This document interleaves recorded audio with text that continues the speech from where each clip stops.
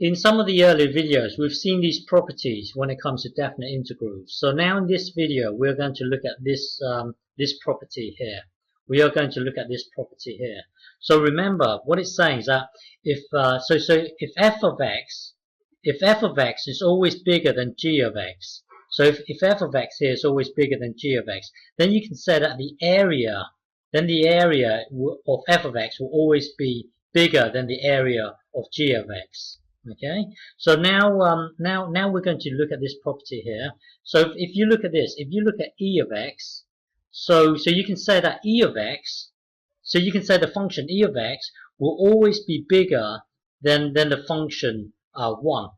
Okay, so when x is bigger or equal to 0, so when x is in this realm here, then we can say that e of x will always be bigger than 1.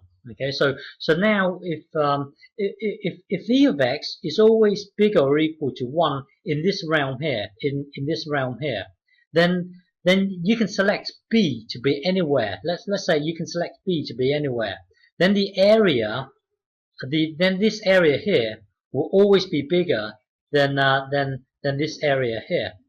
Okay, so we know that this function here is bigger than this function here. So we can say that that the area of e of x will always be bigger than the area of 1 for any b in the positive realm. So for any b along here, you can choose b to be here, or you can choose b to be here. It will always be true.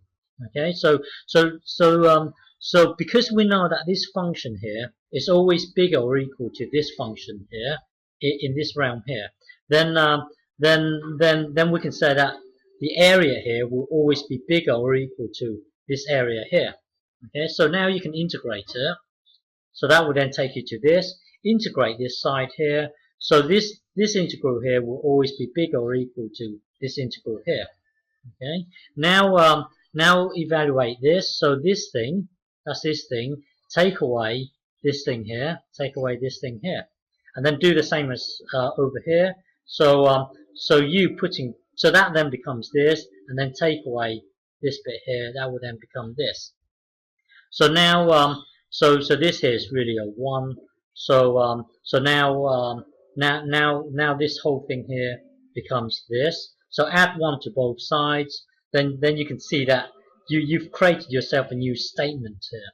So when you look at the graph here, no matter where, as long as b is in the positive realm here, this will always be true. Okay, so as long as b is in the positive realm, this will always be true. Then you can make this statement here: e of x, for as long as x is in the positive realm here, this will always be true. Okay, this will always be true. Now you can apply the same process, repeat the same process again, because we know this function here will always be bigger than this function here. Then the integral of this will always be bigger or equal to the integral of this. Remember that b can be anywhere. So when you look at this here, b can be anywhere in this realm here. Okay, so when b is anywhere in that realm there, then this will always be bigger or equal to this. Okay, so now integrate it. That will then integrate this. It will then give you this, and then so we know that this integral here will always be bigger or equal to this. So now integrate it. Well, now evaluate it. Sorry. So this then becomes this. Take away this thing here, which is 1, and then now you do the same over here. So that will then give you this, and then you take away this thing here, which will be 0. So when you evaluate this whole thing here, it will become this. Evaluate this, it will become this, and then add 1 to both sides, and then that will then give you this. So now when you look at this here, you see this statement here will always be true for b being anywhere in the positive realm. So yeah, so if you select b to be anywhere, this here will be true. So therefore you can make this statement here. If x is in the positive realm, then this statement here is true. You can then repeat the same process again. Repeat the same process again. So here we know that this function here will always be bigger or equal to this whole thing here. So we know that this function here will always be bigger or equal to this function here. So we can say that the integral of this will always be bigger or equal to the integral of this for any b in the positive realm here. So you can select, looking at this here, you can select b to be anywhere in the positive realm. This statement here will always be true. So now repeat the same process, integrate it, that will then give you this, and then evaluate it, that will then, so evaluate this here, so that will be this, take away this, that's this bit here, will always be bigger or equal to, evaluating this here will give you this, and then take away this thing here, which will be 0.